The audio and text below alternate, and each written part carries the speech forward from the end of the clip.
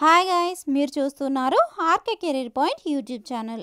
Friends, ఈ వీడియోలో ఈనాటి ప్రముఖ దినపత్రికల్లో వచ్చినటువంటి ముఖ్యమైన ఉద్యోగ వార్తలు మరియు ఈరోజుకి సంబంధించినటువంటి ఇంపార్టెంట్ కరెంట్ అఫైర్స్ అప్డేట్స్ చూద్దాము.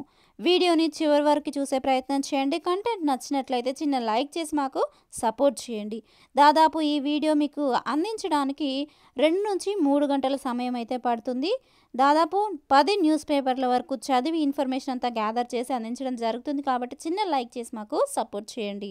డైలీ ఇలాంటి అప్డేట్స్ మీరు ఫ్రీగా పొందుకోవచ్చు.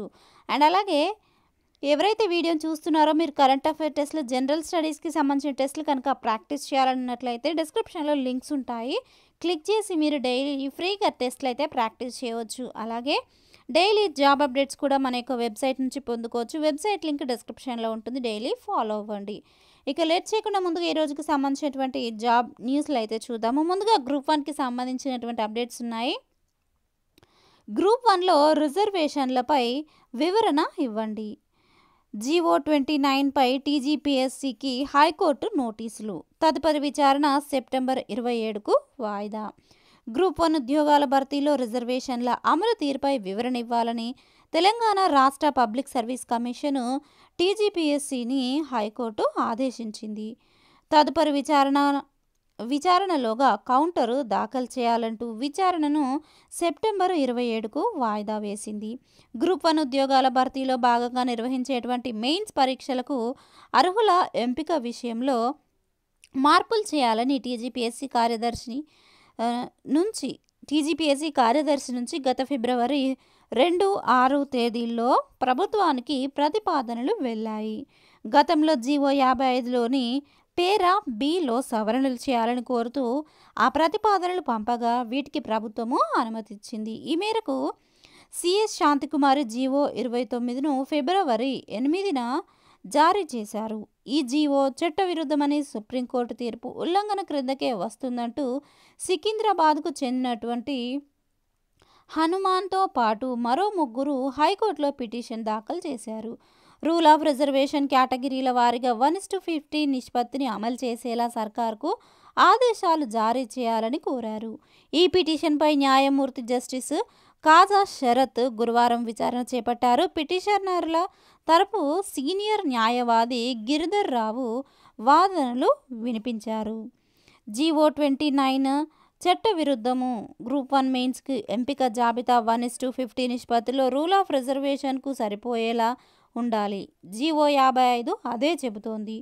దీన్ని సవరిస్తూ తెచ్చినటువంటి జీవో 29 ప్రకారము తొలుత మెరిట్ జాబితా నుంచి 1:50 నిష్పత్తిలో అభ్యర్థులను ఎంపిక చేసి ఆ తర్వాత రిజర్వేషన్ల ప్రకారము లెక్క సరిపోవడంతో మరికొందరిని చేరుస్తూ వెళ్లారు. దీంతో మొత్తంగా ఎంపికైన అభ్యర్థుల సంఖ్య పెరిగింది. 563 పోస్టులకు ప్రభుత్వము నోటిఫికేషన్ ఇచ్చింది. ఇందులో general 209, EWS 49, BCA 44, BCB 37, BCC 13, BCD 22, BCE 16, SC 93, ST 52, sports quota 4, PHC 24 చొప్పున పోస్టులు రిజర్వ్ చేసింది అంటూ కూడా ఇక్కడ తెలియజేశారు. ఇక నెక్స్ట్ అప్డేట్ చూద్దాము. డిఎస్సి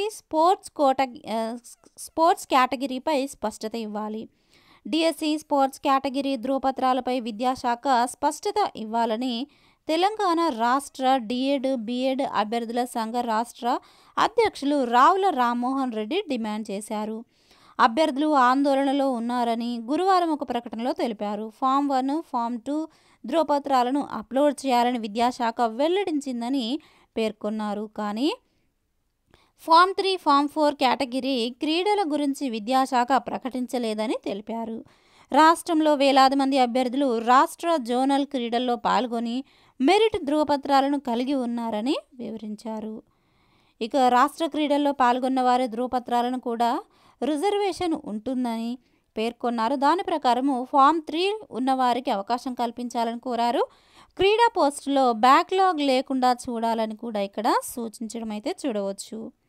ఇక నెక్స్ట్ అప్డేట్ చూద్దాము. గ్రూప్ 1కి సంబంధించి వర్గీకరణ జరిగే వరకు ఉద్యోగ ఫలితాలు వద్దు.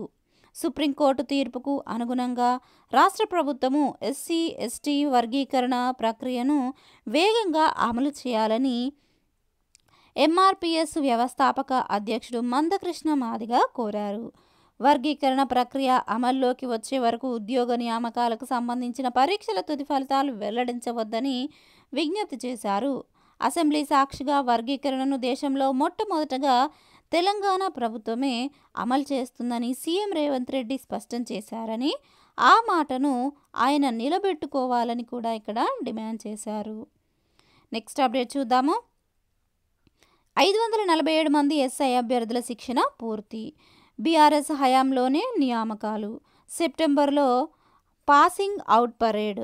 వివరాలు చూసినట్లయితే బీఆర్ఎస్ హయాంలో నియామకమైనటువంటి 547 మంది ఎస్ఐ శిక్షణార్థులు మరో 10 రోజుల్లో తమ పాసింగ్ అవుట్ పరేడ్ను నిర్వహించనున్నారు. 2022 ఏప్రిల్లో 17,516 పోలీస్ ఉద్యోగాలను భర్తీ చేసేందుకు నాటి బీఆర్ఎస్ ప్రభుత్వము పలు నోటిఫికేషన్లు విడుదల చేసింది. వాటిలో 16,929 కానిస్టేబుల్, 587 ఎస్ఐ పోస్టులు ఉన్నాయి.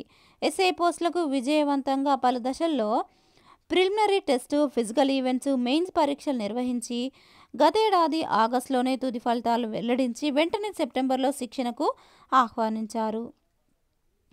ఇక నెక్స్ట్ అప్డేట్ చూద్దాము. జాతీయ రహదారుల సంస్థల్లో ఉద్యోగావకాశాలు. చూసినట్లయితే జాతీయ రహదారుల సంస్థలో ఉద్యోగ అవకాశాలు కల్పిస్తున్నట్లుగా ఆ సంస్థ సీనియర్ మేనేజరు మురళీధరు శ్రీవాస్తవ గురువారం ఒక ప్రకటనలో తెలిపారు.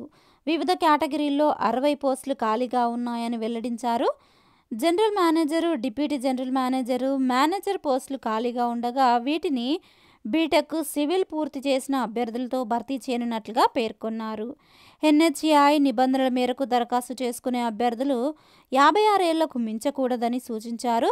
జనరల్ మేనేజర్ పోస్టులకు 1,23,100 నుంచి 2,15,900 వరకు, డిప్యూటీ జనరల్ మేనేజర్ పోస్టుకు 78,800 నుంచి 2,09,200 వరకు శాలరీ ఉంటుందని కూడా ఇక్కడ తెలియజేశారు. ఇక ఆన్లైన్లో nhei.gov.in అనే వెబ్సైట్లో సెప్టెంబర్ 23 వరకు, ఆఫ్లైన్లో DGMHR admin 3 national highways authorities of India, plot number G56, sector 10, Dwarka, కొత్త ఢిల్లీ 110075 అనే చిరునామాకు అక్టోబరు 22 వరకు అప్లికేషన్స్ని పంపించవచ్చని స్పష్టం చేశారు. ఇక మరిన్ని వివరాలకు అఫీషియల్ వెబ్సైట్ని విజిట్ చేయండి. దీనికి సంబంధించిన కంప్లీట్ డీటెయిల్స్ నేను డిస్క్రిప్షన్లో మన యొక్క వెబ్సైట్ లింక్ ఇస్తాను. దాంట్లో కంప్లీట్ డీటెయిల్స్తో కూడినటువంటి ఇన్ఫర్మేషన్ అయితే మీకు ప్రొవైడ్ చేస్తాను. క్లిక్ చేసి పూర్తి వివరాలు తెలుసుకొని అప్లై అయితే చేయండి. ఇక నెక్స్ట్ అప్డేట్ చూద్దాము. ఉద్యోగ వివరాలు చూద్దాము. నోటిఫికేషన్కి సంబంధించినటువంటివి. నిట్ వరంగల్లో ఫైర్ సేఫ్టీ ఆఫీసర్ ఉద్యోగాలు. వరంగల్లోని నేషనల్ ఇన్స్టిట్యూట్ ఆఫ్ టెక్నాలజీ ఒప్పంద ప్రాతిపదికన వివిధ ఖాళీల భర్తీకి దరఖాస్తులను కోరుతోంది. ఇక్కడ పోస్టులు వచ్చేసి మొత్తము 4 ఉన్నాయండి. Visiting consultant 1, fire safety officer 1, visiting consultant architect 1, training and placement officer 1. ఇక పోస్టును అనుసరించి సంబంధిత విభాగాల్లో BE, B Tech, B Arch, PG, visiting consultant పోస్టుకు హైకోర్టులో 3 ఏళ్ల పాటు అడ్వకేట్గా పనిచేసిన అనుభవము ఉండాలి. నెలకు విజిటింగ్ కన్సల్టెంట్కు 50,000, ఫైర్ సేఫ్టీ ఆఫీసర్కు 70,000, విజిటింగ్ కన్సల్టెంట్ ప్రతి విజిటింగ్కు 5,000, ట్రైనింగ్ అండ్ ప్లేస్మెంట్ ఆఫీసర్కు 60,000 శాలరీ ఉంటుందని ఇక్కడ తెలియజేశారు. ఆన్లైన్లో దరఖాస్తు చేసుకోవాల్సి ఉంటుంది. రాత పరీక్ష, ఇంటర్వ్యూల ఆధారంగా ఎంపిక ఉంటుంది. దరఖాస్తుకు చివరి తేదీ సెప్టెంబర్ 26. మరిన్ని వివరాలకు అఫీషియల్ వెబ్సైట్ nitw.ac.in వెబ్సైట్ని విజిట్ చేయండి. మన యొక్క వెబ్సైట్లో కూడా ఈ యొక్క జాబ్కి సంబంధించినటువంటి డీటెయిల్స్ అయితే ఉంటాయి. డిస్క్రిప్షన్లో లింక్స్ ఉంటాయి, క్లిక్ చేయొచ్చు.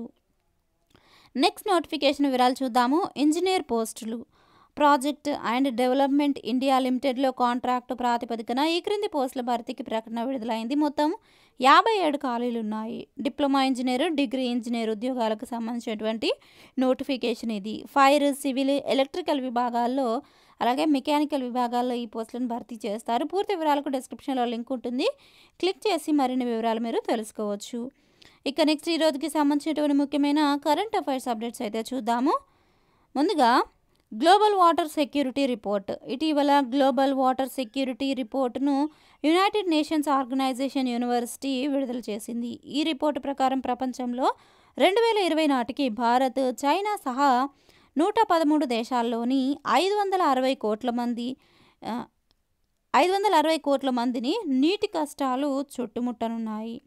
పాకిస్తాను, ఇథియోపియా, హైతీ తదితర 24 దేశాల్లోని ప్రజలకు తాగడానికి పరిశుభ్రమైన తాగునీళ్లు దొరకడం కష్టమేనని, జల సంక్షోభంతో తీవ్రమైన ఆహార కొరత ఏర్పడటం వల్ల ఆకలి చావు పెరిగే అవకాశం ఉందని నివేదిక పేర్కొంది. ప్రపంచ జనాభాలో సుమారు 100 కోట్ల మంది 20% అంటే ప్రపంచ జనాభాలో 20% మందికి మాత్రమే తగినన్ని పరిశుభ్రమైనటువంటి నీళ్లు అందుబాటులో ఉన్నాయని రిపోర్టు స్పష్టం చేసింది. యుఎన్ఏ నిర్దేశించిన 17 సుస్థిరాభివృద్ధి సూచికల్లో ప్రధానమైనది అందరికీ సరిపడా పరిశుభ్రమైనటువంటి నీటిని అందుబాటులో ఉంచడము. ఈ లక్ష్యంపై యుఎన్యు 186 దేశాల్లో నివసిస్తున్నటువంటి 778 కోట్ల ప్రజలకు 2030 నాటికి పరిశుభ్రమైన నీరు ఏ మేరకు అందుబాటులో ఉంటుందనే అంశంపై అధ్యయనం చేసింది. అందులో వెల్లడైన అంశాలతో ప్రపంచ జలభద్రతా నివేదికను ఇటీవల విడుదల చేసింది. ఇక దీనికి సంబంధించి మరిన్ని డీటెయిల్స్ నేను పీడిఎఫ్ లింక్ డిస్క్రిప్షన్లో ఇస్తాను, లేదంటే మన యొక్క వెబ్సైట్లో డైలీ ఇలాంటి పీడిఎఫ్స్ అప్డేట్ చేస్తుంటున్నాను, ఫాలో అవ్వండి. నెక్స్ట్ కరెంట్ అఫైర్స్ చూద్దాము. అణు జలాంతర్గామి ఐఎన్ఎస్ అరిగాత్ వివరాలు చూద్దాము. భారత నౌకాదళము మరో మైల్ రాయిని చేరుకున్నది. పూర్తిగా అణు సామర్థ్యంతో కూడినటువంటి దేశ తొలి బాలిస్టిక్ క్షిపణి వ్యవస్థ కలిగినటువంటి న్యూక్లియర్ మిసైల్ జలాంతర్గామి ఐఎన్ఎస్ అరిహంత్ స్ఫూర్తి డిజైన్ అనుభవంతో మరో అణు జలాంతర్గామిని ఐఎన్ఎస్ అరిగాత్ను భారత నౌకాదళము నిర్మించింది. తూర్పు నౌకాదళానికి చెందినటువంటి యుద్ధ నౌకల స్థావరము విశాఖపట్నం నేవల్ డాక్ యార్డులోని షిప్ బిల్డింగ్ సెంటర్లో 2011 డిసెంబర్లో అరిహంత్ మాదిరిగానే అరిగాత్ నిర్మాణాన్ని చేపట్టారు. తొలి దశ నిర్మాణం తర్వాత 2017 నవంబర్ 19న జల ప్రవేశము చేయించారు. అనంతరము అంతర్గత విభాగాల పరికరాల బిగింపు, ఆధునిక సాంకేతిక పరిజ్ఞానంతో రాడార్ వ్యవస్థ, ఆయుధ సంపత్తిని సమకూర్చడం వంటి కీలక పనులన్నింటినీ పూర్తి చేశారు. ఇక నెక్స్ట్ కరెంట్ అఫైర్స్ చూద్దాము. బిజినెస్కి సంబంధించినటువంటి కరెంట్ అఫైర్స్. అంబానీని మించిన అదానీ, ఇండియాలోనే నెంబర్ 1 స్థానము. సంపద 11.6 లక్షల కోట్ల రూపాయలు. రెండో ప్లేస్లో ముఖేష్ అంబానీ, మూడో ప్లేస్లో శివ్ నాడార్. 1539 మంది సంపద 1000 కోట్లకు పైనే వెల్లడించినటువంటి హురున్ ఇండియా. వివరాలు చూసినట్లయితే హిడెన్బర్గ్ నష్టాల నుంచి కోలుకున్నటువంటి అదానీ గ్రూప్ బాస్ గౌతమ్ అదానీ క్రిందటేడాది తన సంపదను భారీగా పెంచుకున్నారు. ఆయన సంపద ఏకంగా 11.6 లక్షల కోట్లకు చేరుకుంది. హురున్ ఇండియా రిచ్ లిస్ట్ 2024లో రిలయన్స్ అధినేత ముఖేష్ అంబానీని అధిగమించి దేశంలోనే అత్యంత ధనవంతుడిగా అదానీ నిలిచారు. ముఖేష్ అంబానీ సంపద క్రిందటేడాది 25% పెరిగి 10.14 లక్షల కోట్లకు చేరుకుంది. ఇక హురున్ 2023 రిచ్ లిస్ట్లో అదానీ సంపద 4.7 లక్షల కోట్లుగా, ముఖేష్ అంబానీ సంపద 8.08 లక్షల కోట్లుగా ఉండగా ఈసారి అది 95%గా మెరుగుపడి 11.6 లక్షల కోట్లకు చేరుకుని నెంబర్ 1 స్థానానికి అదానీ ఎగబాకాడు. ఇక దీనికి సంబంధించి మరిన్ని వివరాలు మీరు పీడిఎఫ్లో చదువుకోవచ్చు, డిస్క్రిప్షన్లో లింక్ ఉంటుంది. నెక్స్ట్ కరెంట్ అఫైర్స్ చూద్దాము. ఎలక్ట్రికల్ ఎక్స్పో ప్రారంభము. సికింద్రాబాద్ ఎలక్ట్రికల్ ట్రేడర్స్ అసోసియేషన్ నిర్వహిస్తున్నటువంటి ఎలక్ట్రికల్ ఎక్స్పో 5వ ఎడిషన్ను రాష్ట్ర ఐటీ పరిశ్రమల శాఖ మంత్రి డి శ్రీధర్ బాబు హైదరాబాద్లోని హైటెక్స్లో గురువారం ప్రారంభించారు. ఈ సందర్భంగా ఆయన మాట్లాడుతూ కరెంటును తక్కువగా వాడుకునేటువంటి ప్రోడక్టులను తయారు చేసే కంపెనీలకు రాయితీలు ఇచ్చేటువంటి ప్రతిపాదనను పరిశీలిస్తామని చెప్పారు. కన్స్ట్రక్షన్ పరిశ్రమకు వైరింగ్ ఇండస్ట్రీ కీలకమని మంత్రి అన్నారు.